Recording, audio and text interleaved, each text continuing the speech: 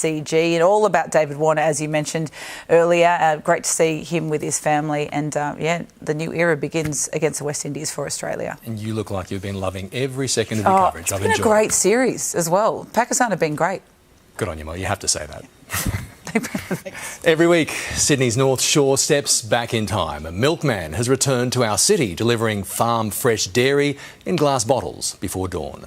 He tells 7 News he's on a mission to reduce plastic consumption one suburb at a time.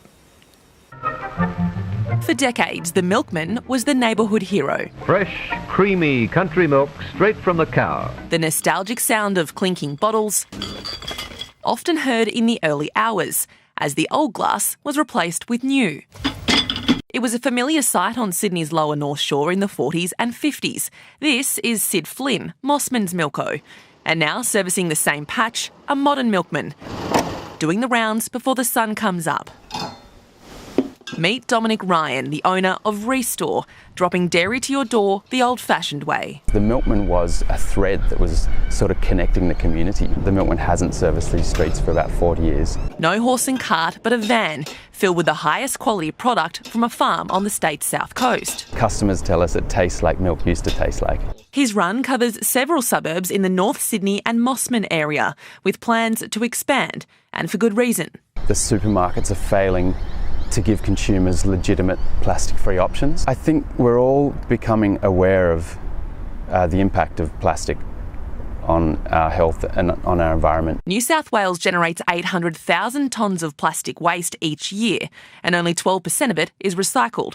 Households are the largest contributor. Since September, Dominic has delivered over 700 of these, fresh cow's milk in glass bottles, direct from the farm.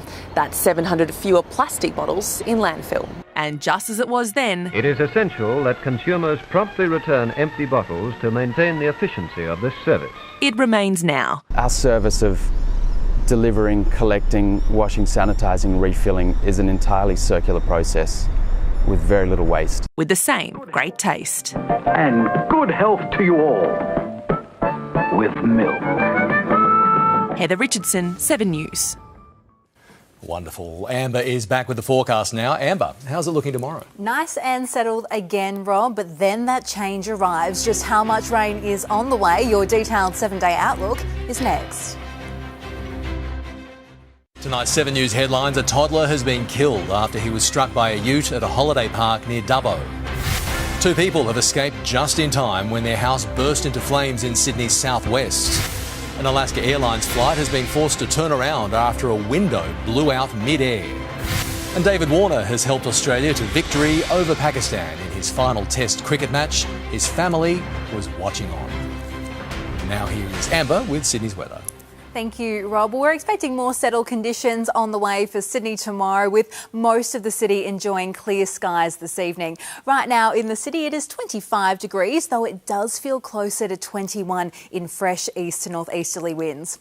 If we take a look at the satellite image, we've got this trough lying over central Australia. It's forecast to deepen and move into the state's west tomorrow and Monday, bringing widespread wet and stormy conditions, particularly for inland areas. That storm warning is in place across the Riverina and the southwest slopes for tomorrow, with locally intense rainfall forecast west of the ranges. We are expecting to see lighter falls reach the coast early in the working week as that system tracks towards the coast.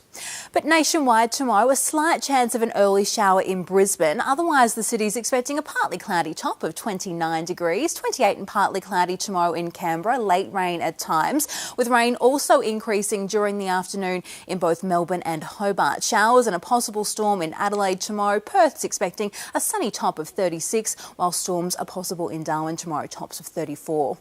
Across New South Wales tomorrow, a widespread severe storm outbreak is likely across the state's west, bringing damaging winds and that localised intense rainfall. 6-hourly totals up to 100 millimetres is possible, while closer to the coast, under partly cloudy skies, 29 degrees is the forecast top tomorrow at Newcastle, on the way to 26 at Wollongong.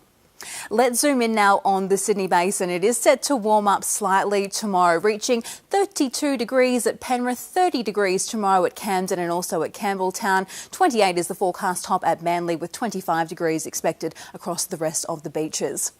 On the water tomorrow, winds will reach 25 knots during the early afternoon, reaching up to 30 knots during the evening. With strong wind warnings in place along the coast tomorrow, they stretch from the waters of Newcastle down to the waters of Eden. But back in the city tomorrow, it is looking like a mostly settled Sunday under partly cloudy skies. 28 degrees is the forecast top in the CBD, 19 degrees expected overnight. But make sure you make the most of it tomorrow because Monday brings that wet grey change. Rain at times, most likely from late morning, between 5 to 10 millimetres forecast across the city with the chance of a late storm. Those showers should ease by Wednesday, but that reprieve at this stage is only looking brief with a chance we'll see those showers then return from Thursday and then persist throughout the week. Make the most of tomorrow, Rob. Amber Laidler, thank you. Sound advice. That is 7 News this Saturday, January 6. We'll have updates throughout the evening and sunrise is from 7 o'clock tomorrow morning. I'm Robert Ovadia on behalf of the whole 7 News team. Good night.